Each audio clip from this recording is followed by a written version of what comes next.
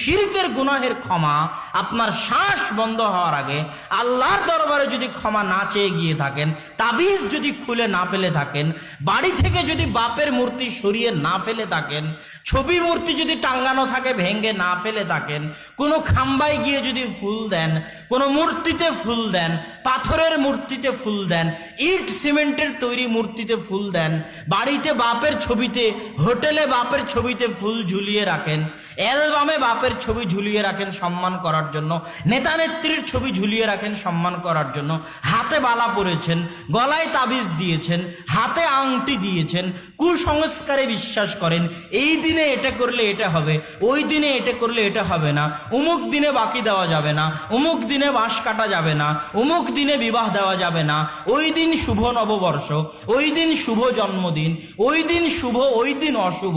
ওই জায়গা শুভ ওই জায়গা অশুভ, ওই গাছ শুভ ওই গাছ অশুভ, ওই পদ্মা নদী শুভ গঙ্গা নদী শুভ আর ওই নদী অশুভ, ওই ব্যক্তি বরকতময় আর ওই ব্যক্তি বরকতময় নয়, ওই ব্যক্তি কিছু করে দিতে পারে আর অমুক করে দিতে পারবে না, এই জাতীয় যত বিশ্বাস, আকিদা, কুসংস্কৃতি, কাজ কর্ম